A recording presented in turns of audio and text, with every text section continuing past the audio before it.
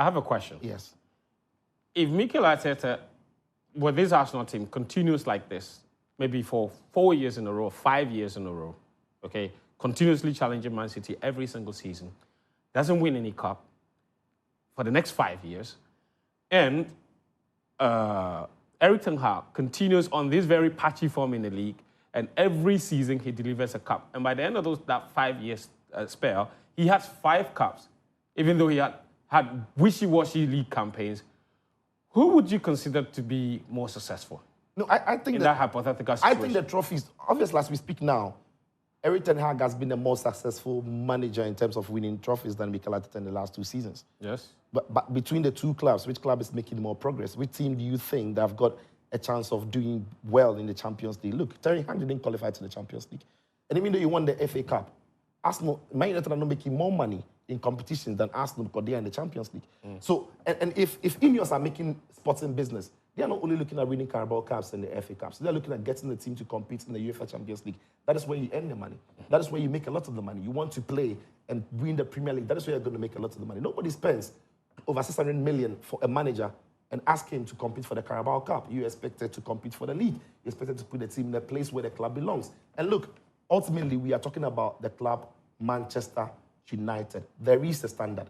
There is a standard you should be aspiring to hit. If this was Spurs, it is great. It's a remarkable achievement for Spurs because they never win, right? But this is Man United we are talking about. Look at the money that they've spent, and the manager hasn't necessarily delivered. And doesn't look like he has a way of getting the club out of this slump. Look, he'll get some good results again, but ultimately, it's not going to get a team to compete for the big things. That's a very interesting. I don't know about you though, but it's a very tricky conversation to have because if you continue, no, let's put it this way. If you own a club right now in 2024, right now, and Arteta is available and Erik Ten Hag is available, based on what the two managers have done in the last 2 seasons, who are you going to go for? Yeah, but if Mikel, I get your point, but I'm saying that ultimately, how do you measure the success? No, if Erik Ten Hag has been very successful, yes, measuring success by trophies or by progress. Okay, now let me make this question even better. Yes. If you've got Pep Guardiola and you've got Mikel Arteta available, right? Of the 2 managers you've got a club, who are you going to go for? If I have Pep, yes, and Mikel Arteta, yes, I will have Pep. Good. Pep has won trophies, hasn't he? Yes. But if you have Erik Ten Hag and you've got Mikel Arteta for one job, who would you go for in 2024? Even though Erik Ten Hag has won trophies. So depends the job I want, though. Do I want my team to win trophies? Erik Ten Hag. Yeah, do I want them to challenge other teams? No, you want your team to win trophies, yes. Will you go for Ten Hag ahead of Mikel Arteta? When you have a team like Real Madrid, you want to coach Real Madrid now. To take it to the next level.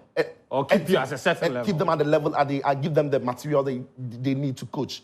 Will you look at Erik Ten Hag or you look at Mikel Arteta based on Erik Ten Hag winning the Carabao Cup and the FA Cup? I mean, if I'm Ineos, I'm giving Erik Ten Hag a 10-year contract. Friend, can I ask a quick question? How long has Arteta been at Arsenal? I think this is 5th year. This is 5th year. Yeah. If you compare his first year to now, which one do you think is better? This one. He's made progress. But he won a trophy in his first year. He did. Yeah. So your question has answered. You've answered Citro's question in there. No, you said which one is better? No, hold on. Did you say last season or this season? No, I'm saying his now. Yes. Arsenal now, when Arteta took over in his first year. Yes. Which one, where do you think... This is how I answer the question. Arsenal's team now is better and better placed than the team that he used to win the FA Cup. But if you're asking which of those teams are more successful, you cannot choose the current one. Because on what basis will you use to say that this current team is more successful than the team that won the FA Cup? And what but basis you mentioned, but 2 different words. But you mentioned progress and better. So he's built a better team now, but they haven't won. At the time, they won, even though the team wasn't great or wasn't as good as this one. So I'm saying in terms of, two definitions. In terms of success, which is the most successful team, it's that one. But which is the better team, it's this one. Now, you can ask my personal preference, what would I like? And that's exactly what I asked. Yes, I know. I get it. Achieved. So, I answered your question about it depends what you want. Do you want to win or do you want a certain level of progress or consistency? Because teams hire managers for different reasons. There are managers that can take a team to a certain level but can't win.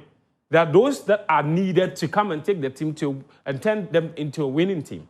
My opinion on Erik Ten Hag, I don't think he's doing a great job at Man United. But I think it's very tricky to completely dismiss him because of the success. And that's why even he himself is using it in arguments all the time. That if you take out Man City, they've been the most successful team since he came in. And it's fact. You can't debate it. No offense. Okay, so you see, look. So I'm saying that the issue of success is very relative. No, what team is the subject matter here? I'm talking about Man United. Man United. Yeah. Are we serious? Yes, I'm talking about Man United. And that was just my context. He finished 8th, the worst ever finished in the Premier League standings for a club. Fair. He was terrible in the Champions League. Yes. He finished bottom, didn't even make it to the Europa League. Fair. Then ended the season by beating Man City to win the FA Cup. Fair. That, in my opinion, for a Man United manager can't be defined altogether as success. Fair. You look at it in isolation, perhaps success. But in the context of the club, that is not satisfying. Dani K, you believe that Erik Ten Hag has not lent he's not brought anything to United, he's not lent anything in the 3 years he's been there, and you have videos to prove. Look, he's wasting United's time. Because we are not seeing significant progress. Progress that should come year on. Okay. When you are making certain signings, when you are bringing certain players, we should see certain problems being fixed. Right. And Man United are not seeing those problems. I'm the last person who blame a player for a club's downfall. I just think that logic is absolutely pathetic. Because the player didn't sign himself. It's not the player didn't sign himself. Players operate per instructions. Right. Was something I was hammering when Lampard was at the job. Lampard wanted Kante gone. Lampard wanted Rudiger gone. Since Lampard left, Rudiger has won 2 Champions Leagues. Kante is one of the greatest. He didn't play Jorginho even. He didn't play Jorginho. Tuchel came and played him. He ostracized Alonso.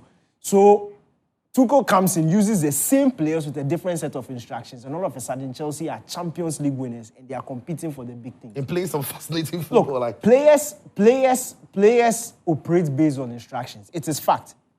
No, there's no player that will reach the top of professional football and reach this level and will be playing the sort of football that the Man United players are playing week in, week out, consistently poor,